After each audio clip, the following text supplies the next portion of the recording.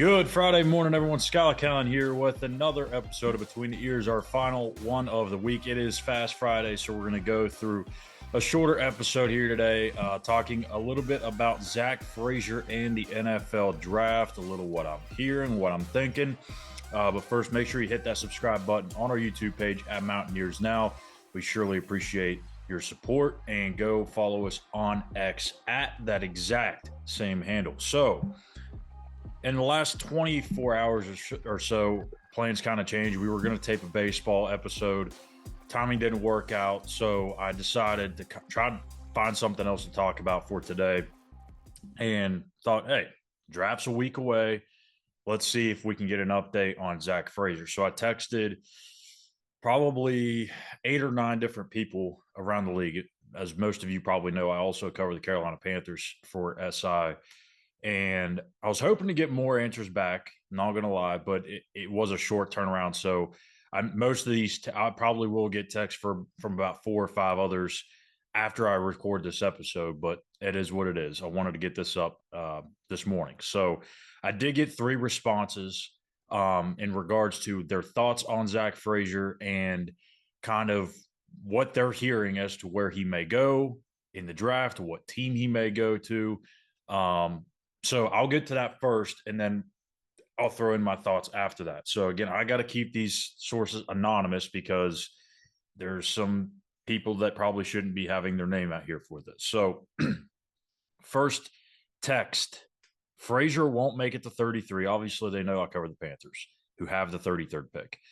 Frazier won't make it to 33. If he gets past 27, which is Arizona, someone will jump the Panthers.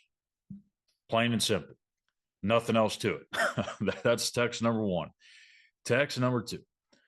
San Francisco, Dallas, and Detroit are where you need to watch. There's a real high level of admiration for him in 2 of those places for sure. And then text number 3. Best center in the draft for almost half the teams in the league.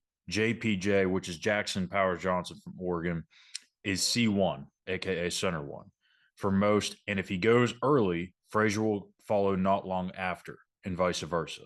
If he makes it to the second, Carolina seems like a realistic spot.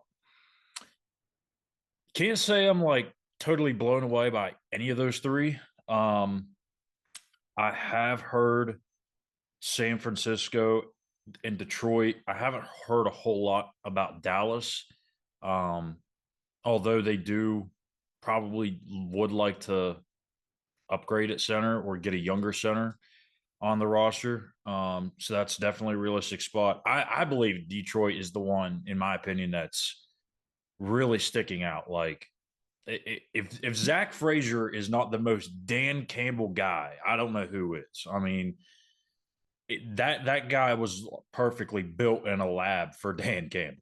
So if he's still there when the lines are on the clock, I think, 28? 29. If he's there at 29, it's going to start to seem like it's lining up for Zach to go to Detroit. Now, they don't need a center. They have a center in place. They do need some guard help. But some teams actually view Zach Frazier as someone who could also come in and start right away at guard. He has some of that in his past experience. He even started at West Virginia as a guard. Do you remember at the very, very, very beginning before moving to center? So there is that possibility. And as we've seen with Detroit in years past, they don't really care for what position they take in the first round or the second round for that matter, even if they have a guy already in place. They are a team that drafts the best player available that fits their culture. Zach Frazier fits it to a damn T. So Detroit makes a ton of sense. I could see San Francisco. I get where they're coming from there. Dallas, again, I could maybe see. I don't know. For Dallas, I think they'd have to trade back a couple spots, but I think some of that is also dependent on how the board falls. And with regards to Jackson Powers Johnson, yeah, look, I've heard pretty much the same thing. JPJ is probably mainly viewed as the top center in the draft, but there's a lot of teams that also believe Zach Frazier is the top team or the top center. probably slightly shifted towards Jackson Powers Johnson, but I can't disagree with that one at all because again, yeah, if one of the centers go in the first round, I don't think it's going to take very long after until that second one goes. And in regards to Carolina, I mean, Dan Morgan, the GM for the Panthers, is essentially the GM version of Dan Campbell. He's a former linebacker. He was a hard-nosed, gritty son of a gun that just liked to bust people over the middle of the field. He is the GM version of Dan Campbell. He wants dogs. He wants tough, gritty guys to help bring back that tough, hard-nosed culture in Carolina. Makes sense. They need a center. They're shifting Austin Corbett, who's had knee injuries over the past 2 seasons, to move to center. It's not necessarily a long-term thing, I wouldn't think. So if they can challenge that spot, which Dave Canales talked about yesterday, the head coach, I think they could do it. So, and then back to the first text. Let me bring it back up here. Frazier won't make it 233 if he gets past 27, which is Arizona. Someone will jump the Panthers. I don't know that that's the one I don't understand because if he gets past 27, you're talking 28, 29, 30, 31, 30. You're talking 5 spots there. Is it really worth somebody jumping into the first round?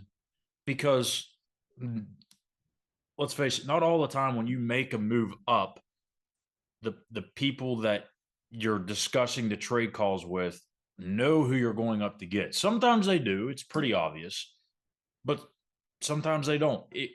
In that case, you're going to give up whatever to go up and get a center in the first round. There's positional value in these things, right?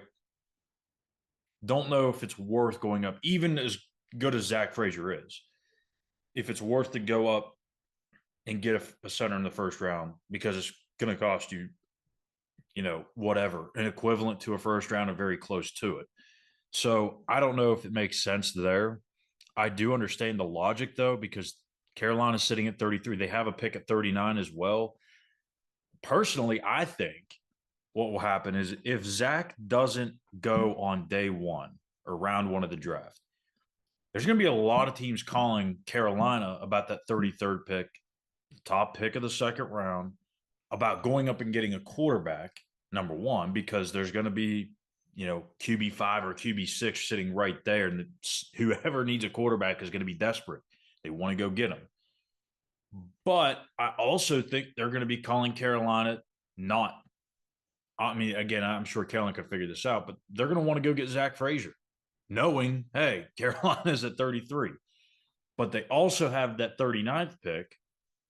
And if they feel like they can move back a couple spots and still get 2 good guys that they really like, maybe it makes sense.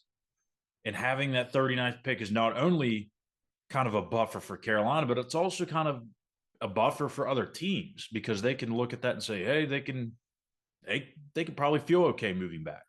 And they could still maybe even get Jackson Powers Johnson if he falls in the second round. A lot of this, from what I've learned over the years, it all depends on how the board falls. We can all have our thoughts and analysis going into it. Like the one said, he won't get to the second round. Well, we don't know that because the other text that came in said, basically, if Jackson Powers Johnson goes, Zach Frazier is following shortly after. And I believe that.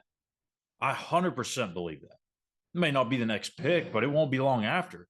So if he goes at, say, 25, 26, somewhere in that range, is Zach Frazier going to go 7, 8 picks later? Probably not.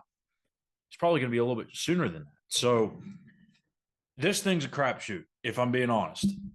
There's no real way to project this thing.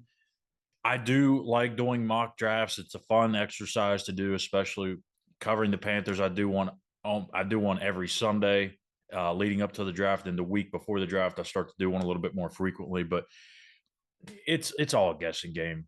It really is. There's no exact science to this, but it'll be fun to see where Zach goes. That's for sure. Hopefully, we'll find out in the next 6 days. He goes on Thursday night. That'd be really awesome for him. I think he can. We'll see. Let me know in the comment section where you think Zach Frazier will go. Not only the pick, whether it's first or second round. But what team will Zach Frazier go to? Or maybe just what team do you want to see Zach Frazier go to? I know there's a lot of Steelers fans out there, but we'll see. Let me know in the comment section. Make sure you hit that subscribe button on YouTube at Mountain Eers Now. Give us a thumbs up. And then go over to X and follow us at that same handle. You can follow me at Callihan_. That'll do it for us this week. We'll be back here Monday morning. Take care.